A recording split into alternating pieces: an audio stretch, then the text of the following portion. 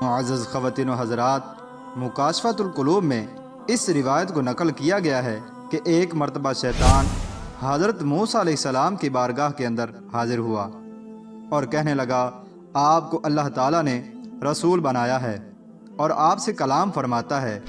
آپ علیہ السلام نے فرمایا، جی ہاں، مگر تم کون ہو اور کیا کہنا چاہتے ہو؟ تو شیطان کہنے لگا، میں ابلیس ہوں، میں آپ کے پاس اس لیے آیا ہوں کہ آپ اللہ تعالیٰ سے سوال کیجئے کہ تیری مخلوق تجھ سے توبہ کی طالب ہے۔ اللہ تعالیٰ نے حضرت موسیٰ علیہ السلام پر وحی نازل کی، فرمایا، اس سے کہو کہ ہم نے تیری درخواست کو قبول کر لیا ہے، مگر ایک شرط کے ساتھ کہ آدم علیہ السلام کی قبر پر جا کر سجدہ کر لو۔ جب تو سجدہ کر لے گا تو میں تیری توبہ کو قبول کر لوں گا اور تیرے گناہوں کو بھی معاف کر دوں گا۔ موسیٰ علیہ السلام نے جب شیطان کو یہ بتلایا تو وہ ملعون غصے سے سرخ ہو گیا اور ایک بار پھر غرور و تکبر میں آ کر کہنے لگا، اے موسیٰ علیہ السلام، میں نے تو آدم کو جنت میں سجدہ نہیں کیا تھا، تو اب ان کی قبر کو کیسے سجدہ کر سکتا ہوں؟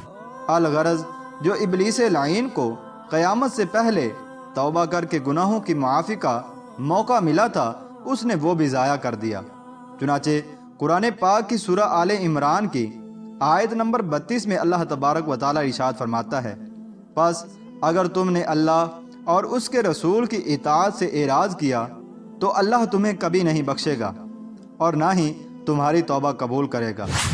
یہ شیطان ابلیس جو پہلے سلطان الارض اور رئیس الملائکہ کہلاتا تھا، جب اس نے خود کو آدم سے بہتر سمجھا اور تکبر میں آ کر حکم خدا بندی سے اعراض کیا تو اسی لمحے اللہ تعالیٰ نے اس کی صورت کو مسخ کر دیا۔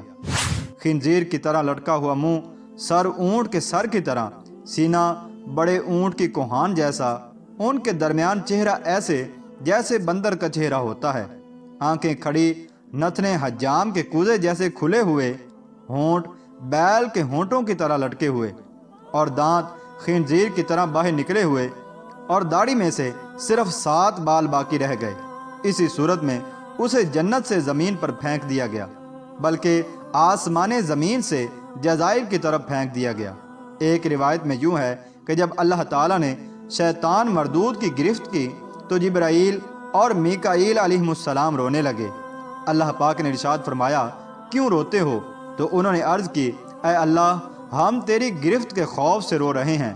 اللہ تبارک و تعالیٰ نے ارشاد فرمایا، اسی طرح میری پکڑ کے خوف سے روتے رہنا۔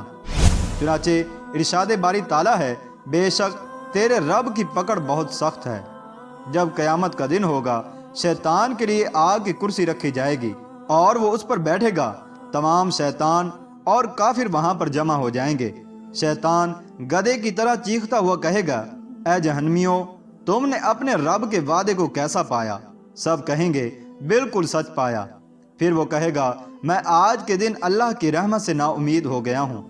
تب اللہ تعالیٰ کی طرف سے فرشتوں کو حکم ہوگا، اس پر اور اس کی پیروی کرنے والوں پر آگ کے ڈنڈے برساؤ۔ پس وہ کبھی بھی وہاں سے نکلنے کا حکم نہیں سنیں گے، یعنی ہمیشہ ہمیشہ کے لیے جہنم کے اندر ہی رہیں گے۔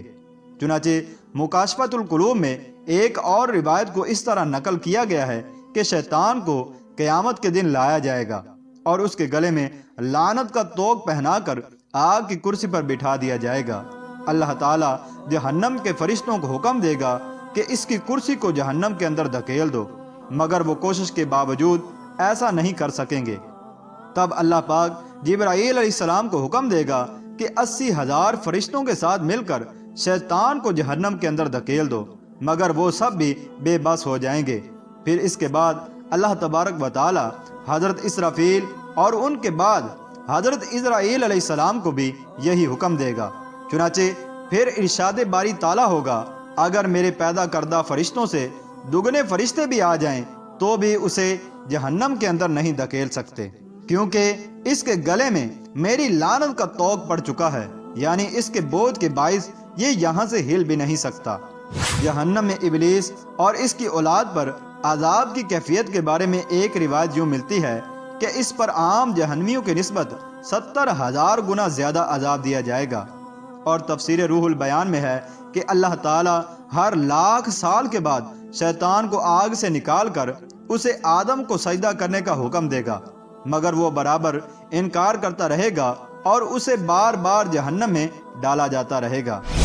ناظرین گرامی، قانون قدرت بھی یہی ہے کہ اگر کوئی اپنی جان پر ظلم کر بیٹھے تو اسے چاہیے کہ اپنی غلطی کو تسلیم کرے، اپنے عمل پر پیشمان ہو اور اپنے نفس کو ملامت کرے اور توبہ میں جلدی کی جائے، تاکہ ایسا نہ ہو کہ توبہ میں تاخیر اسے شیطانی تکبر کی طرف ہانک کر لے جائے اور اس کا انجام بھی شیاطین کے ساتھ ہو۔ اللہ تبارک و تعالیٰ سے دعا ہے کہ اللہ تبارک و تعالیٰ ہمیں دنیا و آخرت میں اپنے حفظ و امان کے اندر رکھے۔